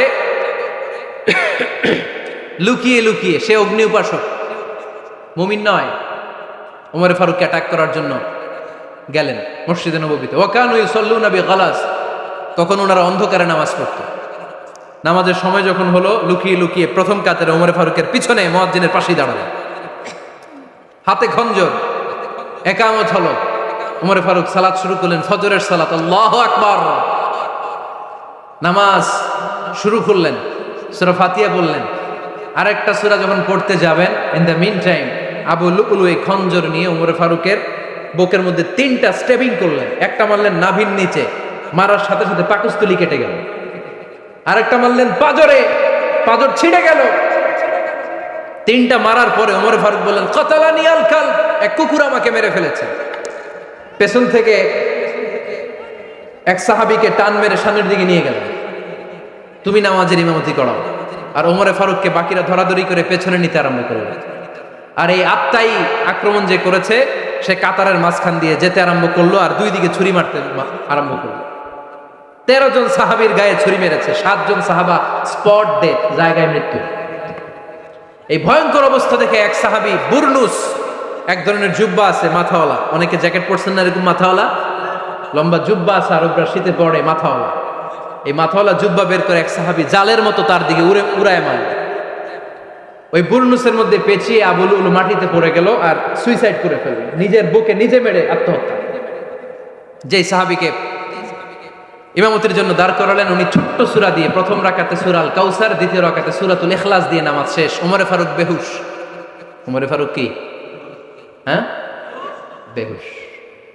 সবাই কান্নাকাটি করতেছে, সবাই দেখতে গেলেন, এখন হুঁশ ফিরে না। মুখের মধ্যে, মুখ খুলে রাষ্ট্রের চিকিৎসক মুখের মধ্যে দুধ দিলেন, ওই নাভি দিয়ে দুধ বের হয়ে যায়, পাকস্থলী কেটে ওখান দিয়ে দুধ বের হয়ে যাচ্ছে। তারা বললো, ওনারে বাঁচানো সম্ভব না, দেখেন হুঁশ ফিরে কিনা। হুঁশ ফিরলে ওনার পরে কে আমির হবে, উনি যেন প্যানেল ঠিক করে দিয়ে যায়। সবাই তাকিয়েছে ওমর ফারুকের চোখের দিকে। আল্লাহর মেহেরবানিতে ঘন্টা খানিক পরে উনি চোখ খুললেন। চোখ খোলার পরেই বলেন নাই, ও মা আমি মরে যাই। চোখ খোলার পরে উনি বলেন নাই, কে মারলো আমারে। চোখ খোলার পরে উনি বলেন নাই, আমার পরে নেতা কে হবে। চোখ খোলার পরে সর্বপ্রথম কথাটি ছিল, আসল্লান নাস, আমার নেতৃত্বে যে ফজরের নামাজটা শুরু হয়েছিল, এটাকে ঠিক মতো তোরা পড়েছিলি? আমার নেতৃত্বে যে ফজরের জামাত শুরু হয়েছিল, সেটা ঠিকঠাক মতো সমাপ্ত হয়েছিল কিনা আগে বল। আসল্লান নাস, নামাজটা হয়েছে কিনা বল। সুবহানাল্লাহ বলতে পারলেন না? This is Omar, hour super hero. নেতা অনেকগুলো লাগে না, এরকম নেতা একটাই যথেষ্ট, যে গোটা বিশ্বকে কাঁপায় দিতে পারে। চিল্লায় বলো ঠিক কিনা? আমরা চাই আমাদের ছেলেগুলো ওমর ফারুকের মতো বড় হোক। আমরা চাই আমাদের ছেলে মেয়েগুলো খাব্বাব, খুবাইব, সাইয়েদনা আলী, উসমান, আবু বকর রাদিয়াল্লাহু তাআলা আনহুর অনুসরণে বড় হোক, ঠিক কিনা? আমরা একটা ওমর চাই, যিনি আমাদেরকে সালাতের শিক্ষা দিয়ে গিয়েছেন, ইন্তেকালের আগে বলেছেন সাল্লান নাস। এজন্য আমরা যেন নামাজ কখনো নষ্ট না করি। আল্লাহর জমিনে দিন বাস্তবায়ন আসাদ্দুহুম ফি আমরিল্লাহি ওমর। ওমর রাদিয়াল্লাহু তাআলা আনহুর মতো এত কঠোর কেউ ছিলেন না। তাই দিন বাস্তবায়নে আমরা যেন কাউরে ছাড় না দেই। সবার আগে আল্লাহর দিন, সবার আগে আল্লাহর কোরআন, সবার আগে আমার ইসলাম, ঠিক কিনা? চাইলেই কেউ এদেশ থেকে ইসলামরে মিটাই দিতে পারবে না। যে দেশে আল্লাহু আকবার ধ্বনির সাথে সাথে সূর্য উঠে যায়, আল্লাহু আকবার ধ্বনির সাথে সাথে সূর্য ডুবে যায়, সে দেশে আর কিছু থাকবে না থাক, আমার ইসলাম থাকবেই। আর কিছু থাকবে না থাক, আমার কোরআন থাকবেই। সে ইসলামের সাথে থাকতে রাজি আছেন তো? কোরআনের সাথে থাকতে রাজি আছেন তো?